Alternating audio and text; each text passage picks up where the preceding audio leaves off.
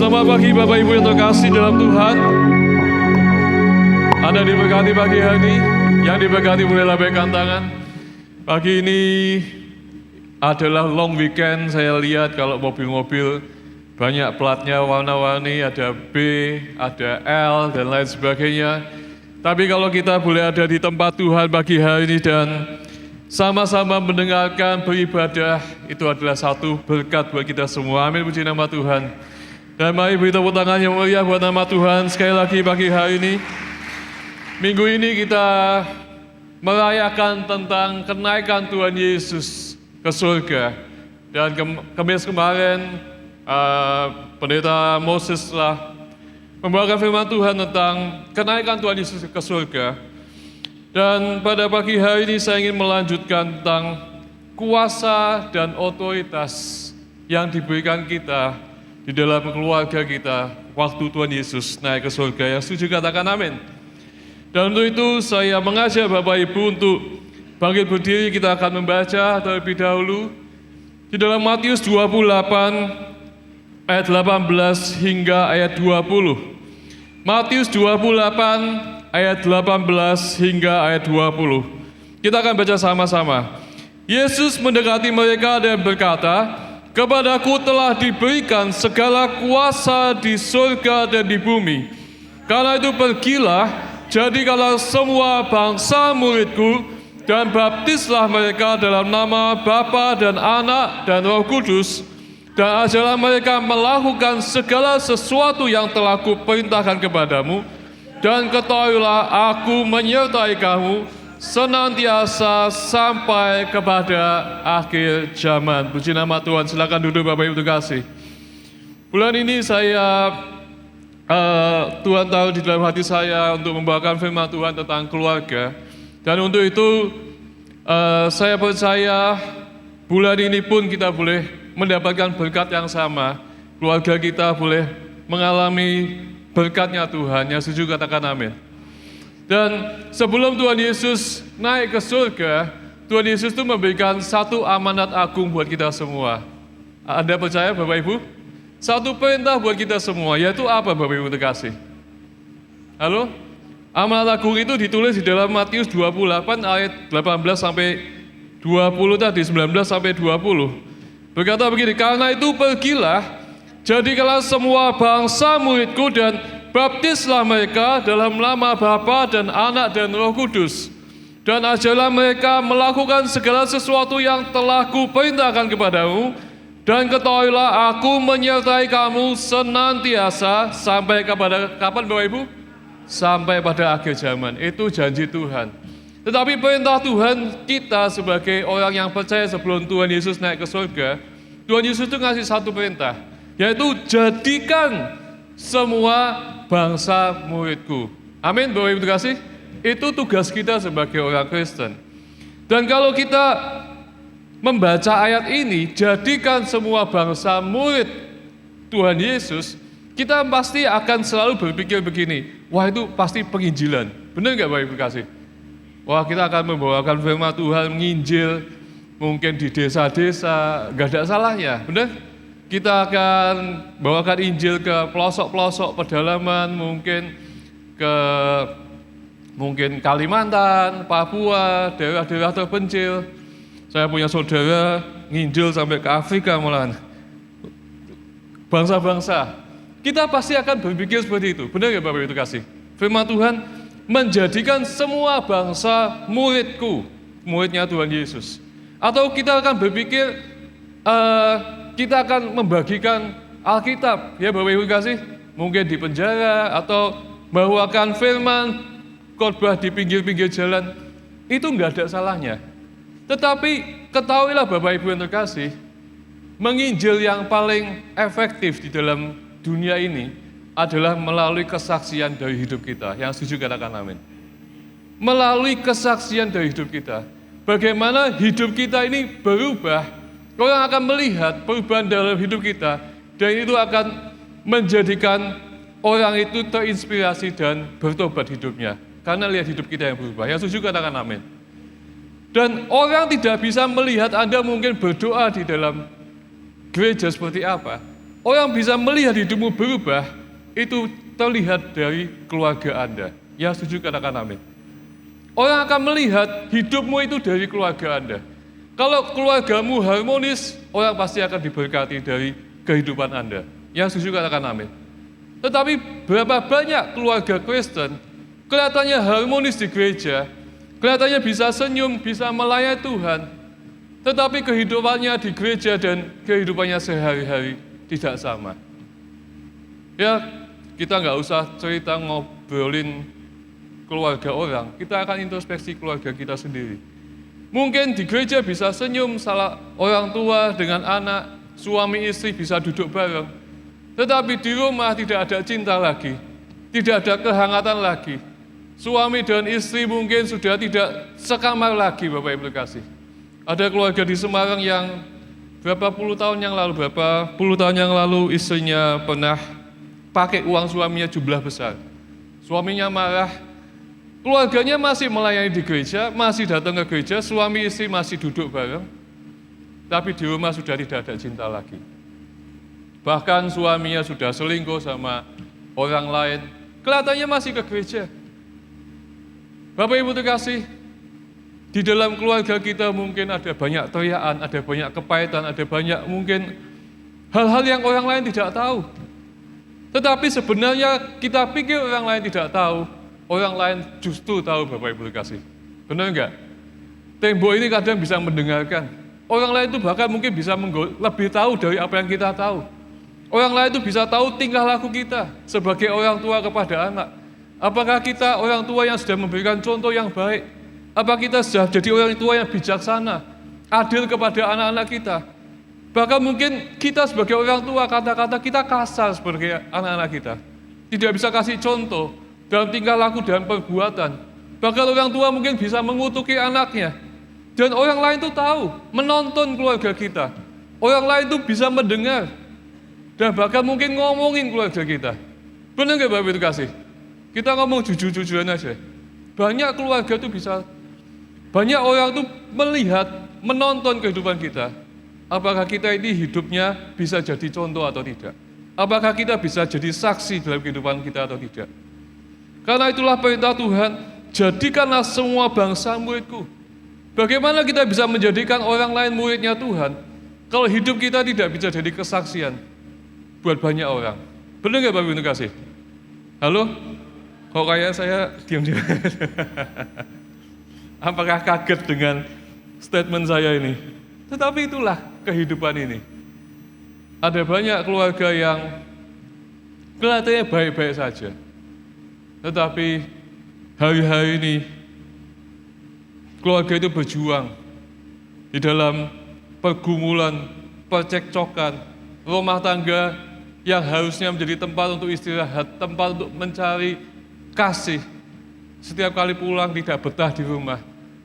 Karena sudah tidak ada kasih lagi di rumah, Bapak Ibu kasih. Saya dulu di waktu masih di Australia, saya melayani di gereja bersama dengan istri di Departemen PW, Bapak Ibu.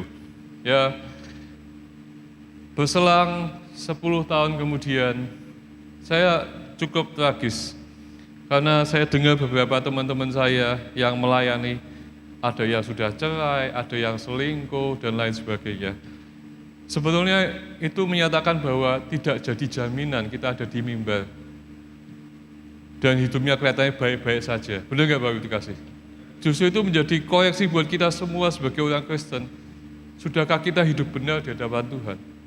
Saya cukup kaget punya teman yang dulu kalau ya kita main musik, kita melayani musik, dan ada beberapa kali kebaktian. Ada satu orang anggota tim PW ini selalu dari uangnya dia nyiapin makanan buat kita. Kan kadang kalau sampai siang, lapar, dia buatin makanan kecil biar nggak kelaparan. Luar biasa nggak Bapak Ibu kasih? Luar biasa.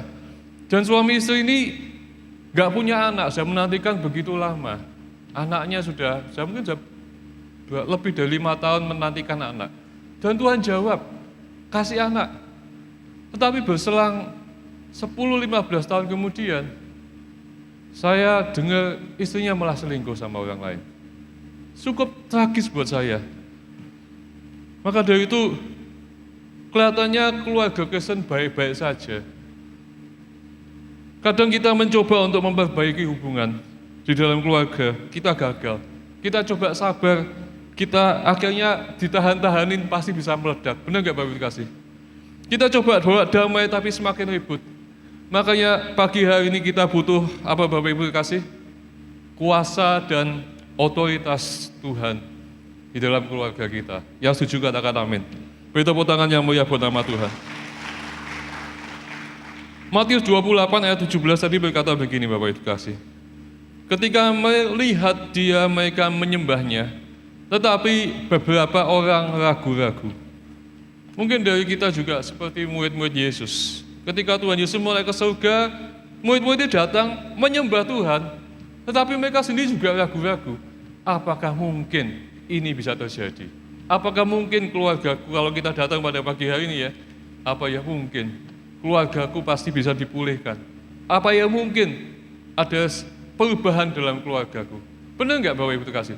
Terkadang kita seperti murid-murid Tuhan Yesus juga di dalam Matius 28:17. Mereka menyembah Tuhan, tetapi mereka datang juga dengan keraguan-raguan. Tetapi lihat di dalam Matius 28 ayat 18 berkata begini, kepadaku, kunya ini siapa Bapak Ibu kasih? Tuhan Yesus.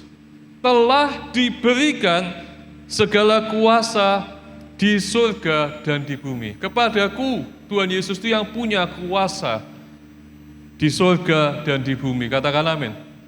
Kita butuh kuasanya Tuhan, butuh otoritasnya Tuhan, sehingga kita bisa mengalahkan mungkin apapun ego kita, kemarahan kita, hal-hal yang mungkin tidak mungkin secara manusia berubah. Tuhan Yesus sanggup ubahkan dalam hidup kita. Setuju beri tepuk tangan yang mulia buat nama Tuhan. Di dalam, saya nggak bawa di sini, tetapi di dalam 1 Korintus 1 ayat 8 berkata begini, tetapi kamu akan menerima kuasa kalau Roh Kudus turun ke atas kamu, dan kamu akan menjadi saksiku di Yerusalem dan di seluruh Yudea dan Samaria dan sampai ke ujung bumi. Itu sebelum Roh Kudus dicurahkan, Tuhan Yesus berkata, tetapi kamu akan menerima apa Bapak Ibu kasih? Kuasa kalau Roh Kudus turun ke atas kamu. Dan ketika Roh Kudus itu turun di dalam hidup kita, kuasa yang Tuhan berikan, tanda-tandanya apa Bapak Ibu kasih? Kita akan baca sama-sama yuk. Markus 16 ayat 17 sampai 18. Kita baca sama-sama. Markus 16 ayat 17 hingga ayat 18. Tanda-tanda ini akan menyertai orang-orang yang percaya. Mereka akan mengusir setan-setan demi namaku. Mereka akan berbicara dalam bahasa-bahasa yang baru bagi mereka. Mereka akan memegang ular, dan sekalipun mereka minum racun maut, mereka tidak akan mendapat celaka. Mereka akan meletakkan tangannya atas orang sakit, dan orang itu akan sembuh. Beri tepuk tangan buat nama Tuhan.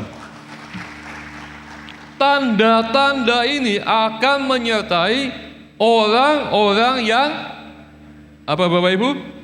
Percaya. Di sini siapa yang dikatakan orang-orang yang percaya tadi, boleh lambaikan tangan. Kita semua, amin Bapak Ibu kasih.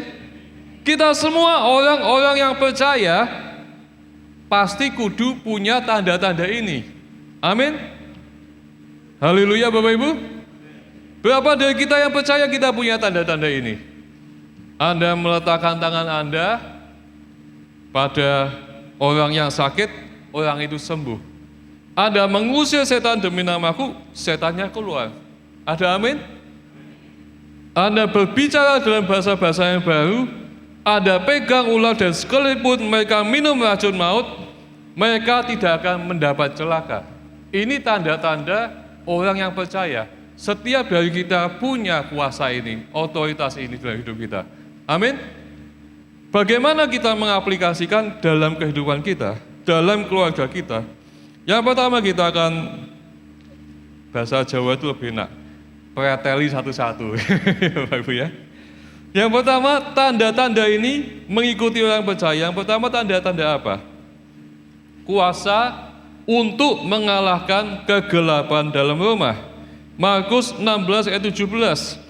Tanda-tanda ini akan menyertai orang percaya, mereka akan mengusir setan-setan demi namaku. Orang kalau berpikir ayat ini namanya ngusir setan, pasti akan berpikir begini Bapak Ibu. Romai ada setane, ya benar Bapak Ibu. Ada hantune, ada suster ngesote gitu ya Bapak Ibu ya. Angka Romai. Atau ngusir orang yang sedang kerasukan setan di rumah. Benar Bapak Ibu kasih? Orang akan berpikir seperti itu. Dan saya percaya kuasa Tuhan pun diberikan kepada kita yang percaya untuk mengusir setan-setan. Amin. Saya waktu itu gereja kita masih di Permata. Kebaktian tutup tahun, lagi nyanyi, tiba-tiba ada orang kerasukan setan. Orang, mungkin beberapa dari kita ada yang ingat Bapak Ibu. Kerasukan setan, kursi didorong-dorong, sampai selesai kebaktian, orangnya sudah dilepaskan. Tiba-tiba ada saya sama Pak Adi, keluarga, kan tutup tahun, selesai kebaktian, mobil depan saya tuh jemaat juga. Ternyata di depan setannya pindah Bapak Ibu. Pasangan ini pacaran, berantem di mobil, malah kerasukan setan. Ceweknya turun dari mobil, deprok di trotoar, habis itu di rumah manifestasi. Saya percaya kita sebagai anak Tuhan, kita diberi kuasa juga untuk mengusir setan-setan. Siapa yang percaya di sini? Boleh lambaikan tangan. Itu tanda-tanda kita sebagai orang yang percaya. Amin. Indonesia ini salah satu negara yang memproduksi film hantu terbanyak mungkin ya Bapak Ibu. Semua film hantu semua kebanyakan kalau di bioskop. Tetapi tahukah Anda bahwa salah satu tempat favorit iblis bekerja yaitu ada di dalam keluarga? Setuju nggak Bapak Ibu kasih? Iblis itu ingin menghancurkan keluarga. Kalau keluarga hancur, generasinya juga akan hancur. Benar nggak Bapak Ibu kasih? Dan hal yang paling kecil yang diberikan iblis dan kadang kita nggak sadar, terkadang melalui perkataan kita yang kasar terhadap mungkin anak kita, terhadap pasangan kita, sehingga melukai, sehingga muncul dendam, sehingga muncul kepahitan, kebencian, dan itu menjadi benih yang merusak keluarga kita. Setuju apa enggak Bapak Ibu kasih?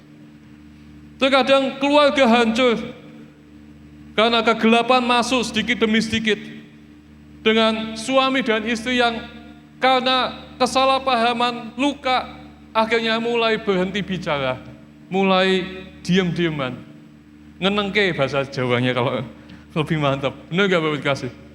Anak merasa tidak didengar, kemudian ada kemarahan yang dipendam. Kemarahan itu lama-lama bisa meledak, bisa menjadi hal yang liar di dalam keluarga, yang membuat perpecahan di dalam keluarga. Itu yang iblis sedang kerjakan hari-hari ini. Ada ego yang tidak mau mengalah di dalam rumah tangga. Ada dosa yang kecil yang dibiarkan lama-lama merusak hubungan rumah tangga. Bapak Ibu yang terkasih, dan yang lebih menyedihkan, kita sebagai orang Kristen, kita sebagai keluarga Kristen, kita mencoba mempertahankan image keluarga yang baik. Kelihatannya baik di depan, tetapi di dalam keluarga kita rapuh, keluarga kita hancur. Kita seperti bermain sandiwara Bapak Ibu terkasih. Tetapi kenyataan keluarga kita sudah mulai retak, sudah tidak ada kasih lagi, sudah tidak ada lagi kehangatan. Tidak ada damai, tidak ada doa, tidak ada kasih lagi di dalam keluarga ini. Saya ingin kasih contoh di dalam Alkitab, ada banyak juga keluarga-keluarga yang hancur Bapak Ibu kasih. Anda tahu Daud itu adalah orang yang dikasihi oleh Tuhan. Bahkan di dalam firman Tuhan dikatakan dia adalah the man after his own heart. Dia adalah orang yang berkenan di hatinya Tuhan. Daud Bapak Ibu kasih. Tetapi ketika dia membiarkan dosa yang kecil ditutup-tutupi, perselingkuhan itu menjadi apa? Pembunuhan, pemberontakan anaknya, pelecehan dalam keluarga, bahkan anaknya memberontak ingin merebut tahta ayahnya sendiri. Dosa yang kecil dibiarkan seperti itu. Dan itu Betapa mengerikan ketika kegelapan masuk di dalam keluarga kita dan menghancurkan perlahan tapi pasti di dalam keluarga kita. Benar nggak Bapak Ibu kasih? Lama-lama tambah, apakah lagi merenung? Tapi itulah kenyataan Bapak Ibu kasih. Itulah iblis yang lakukan. Ketika orang tua sudah tidak bisa kasih contoh lagi kepada anak, dalam perkataan, dalam tingkah laku, anak tidak akan bisa menghargai orang tua lagi. Apalagi kalau anak-anak sudah besar. Benar nggak Bapak Ibu kasih? Apalagi dengan kata-kata yang kasar, kata-kata yang mungkin mengutuk anaknya. Anak bisa mulai kehilangan respect sama orang tua. Dan mungkin anak akan kecewa dan mulai meninggalkan iman kepercayaannya. Karena kita sebagai orang tua tidak bisa jadi teladan yang baik. Pagi hari ini, Anda harus tahu, rumah tangga kita ini adalah miliknya Tuhan. Amin. Rumah kita ini adalah miliknya Tuhan. Rumah keluarga kita ini adalah milik Tuhan. Bapak Ibu ketika disatukan, firman Tuhan berkata, tali 3 lembar tidak akan mudah dipatahkan. Kalau 1 lembar saja bisa dipatahkan, 2 lembar hanya bisa bertahan, tapi tali 3 lembar tidak mudah dipatahkan. 1 orang dalam rumah tangga bisa gampang dipatahkan. 2 orang suami istri cuma bisa bertahan. Tetapi ketika kita mengikut sertakan Tuhan di dalam rumah tangga kita, tidak akan mudah digoyahkan. Beri tepuk tangan yang meriah buat nama Tuhan. Kita butuh otoritas rohani, kuasa dan otoritas dalam rumah tangga kita. Kalau yakin dan percaya Tuhan Yesus itu ada di dalam rumah tangga Anda, ikut sertakan Tuhan di dalam rumah tangga Anda. Mulailah Anda berdoa buat rumah tangga Anda, mulailah Anda berdoa buat pasangan Anda, buat anak-anak Anda. Patahkan segala kutuk-kutuk perceraian dalam rumah tangga Anda. Tuhan kasih kuasa itu untuk apa tadi Bapak Ibu kasih? Mengusir setan-setan demi namaku. Ada banyak hal yang setan-setan mau kerjakan untuk menghancurkan keluarga Anda.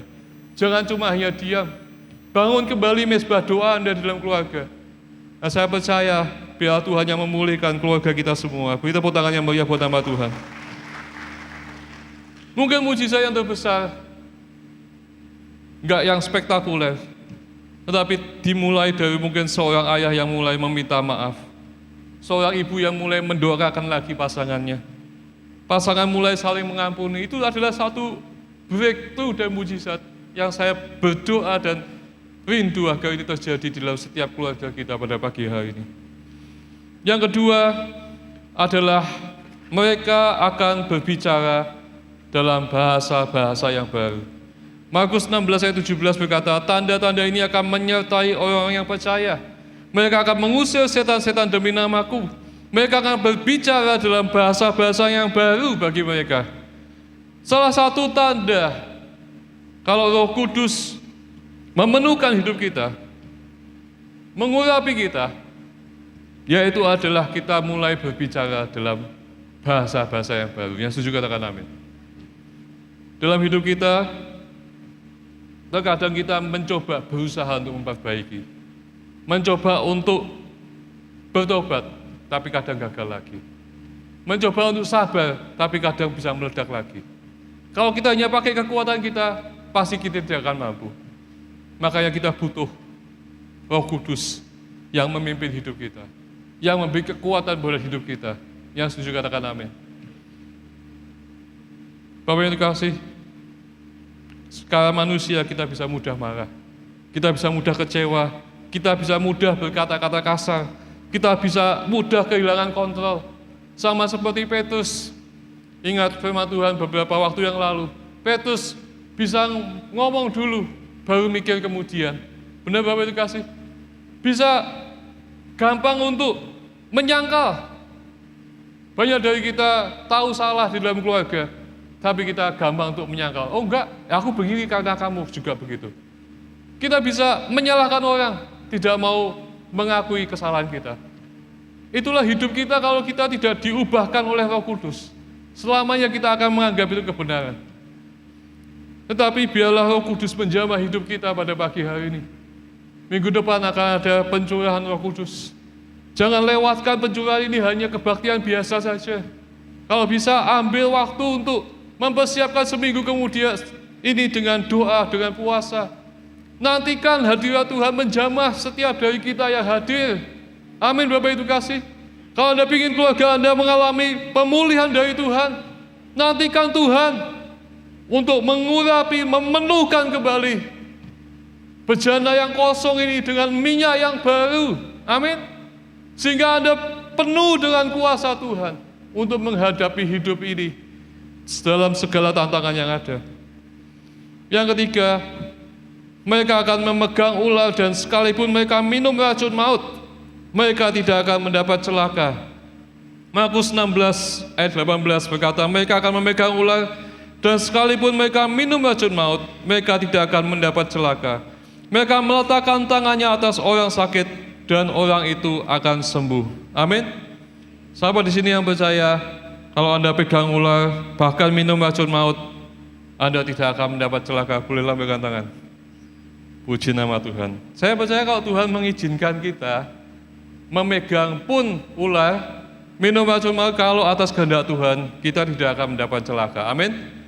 Tapi pertanyaannya, jangan sekali-kali mencobai Tuhan. Amin.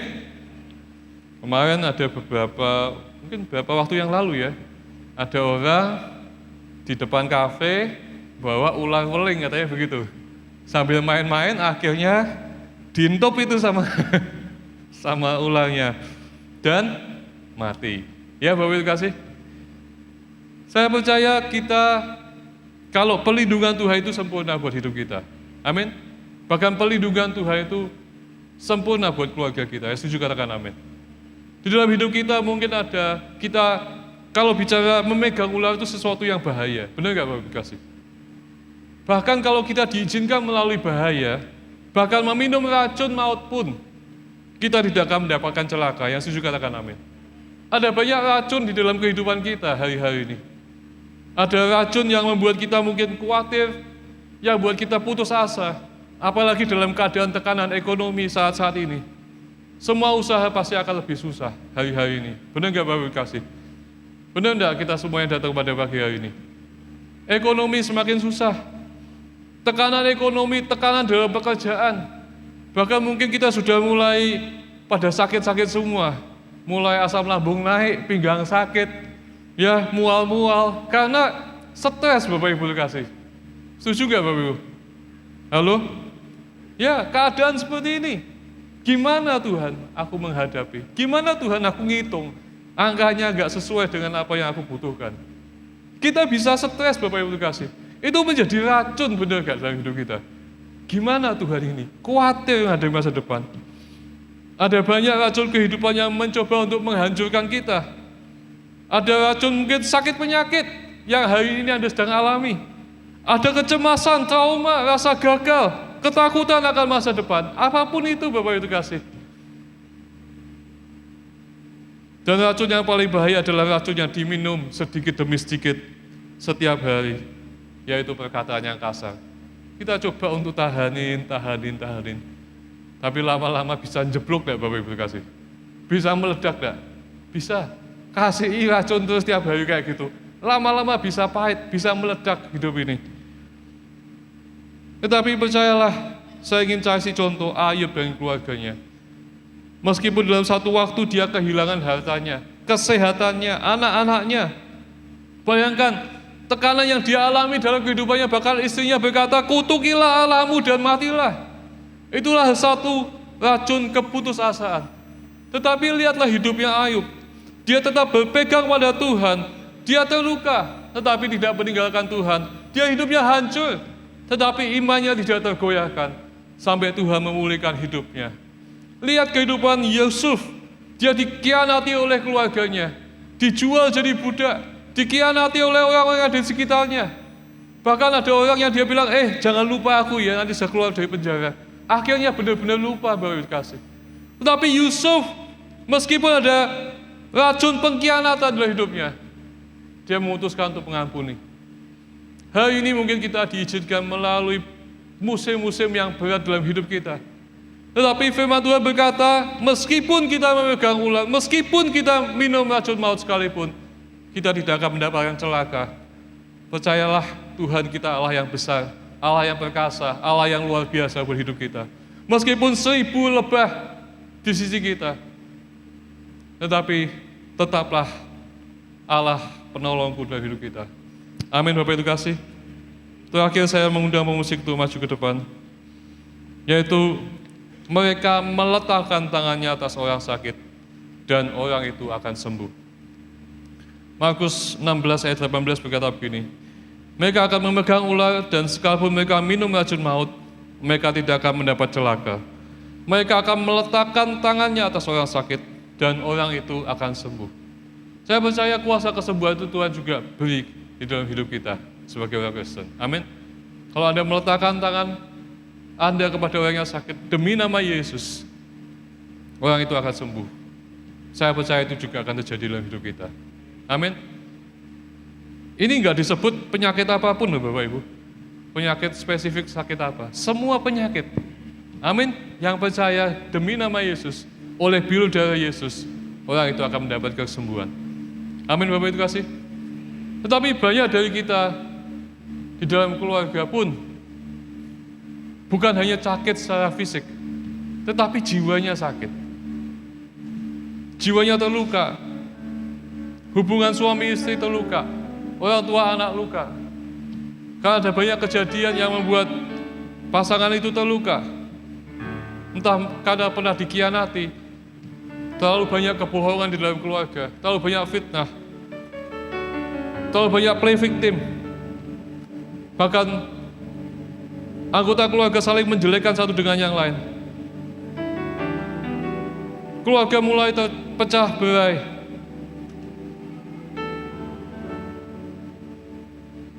Tetapi percayalah, kita dipanggil untuk membawa kesembuhan di dalam keluarga kita. Yang setuju katakan amin. Kita dipanggil untuk membawa kesembuhan. Kita meletakkan tangan kita pada keluarga kita. Dan siapapun yang sakit jiwanya, boleh disembuhkan demi nama Yesus. Kadang kita datang dengan kalimat yang menyembuhkan hati yang terluka. Kata-kata kita bisa memberikan kekuatan buat orang yang sedang lemah dalam keluarga kita. Bukan kata-kata yang menghancurkan orang. Banyak istri-istri yang kadang malah menghancurkan suaminya di depan orang lain. Berkata, oh iya suamiku kan memang suka basa-basi. Tetapi kita datang ini bukan seperti istri yang seperti itu. Tetapi istri yang menyembuhkan dalam keluarganya. Amin. Kita datang untuk menguatkan orang yang sedang lemah. Dan percaya kita adalah alat pemulihan buat nama Yesus. Beri tepuk tangan yang mulia buat nama Tuhan.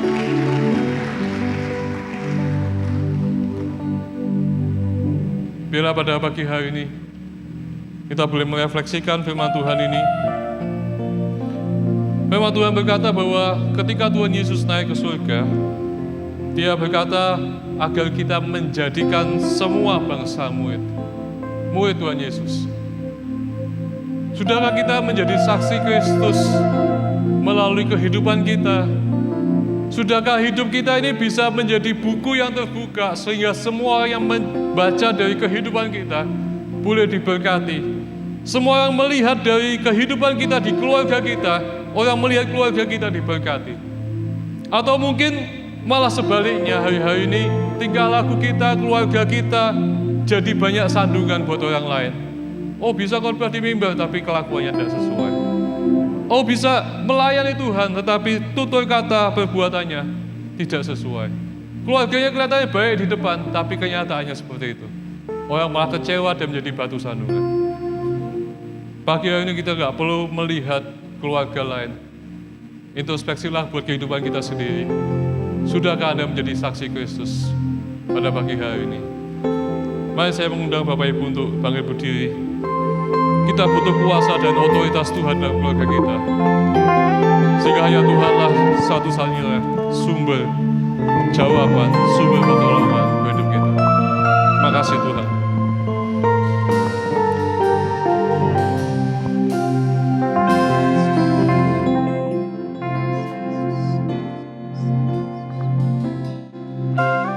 Bukan dengan kekuatan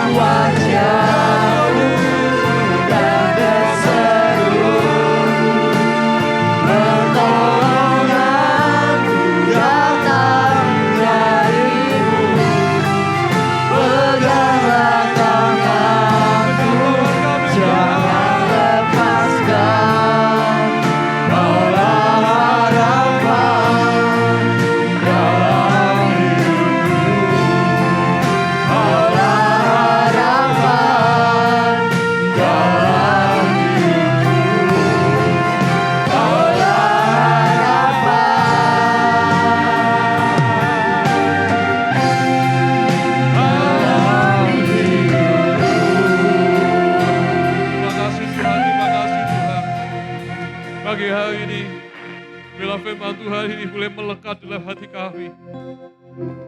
Sudahkah kami menjadi saksi Kristus? Engkau telah naik ke surga, tetapi perintah itu tetap sama. Sudahkah kita menjadi saksi Kristus pagi hari ini?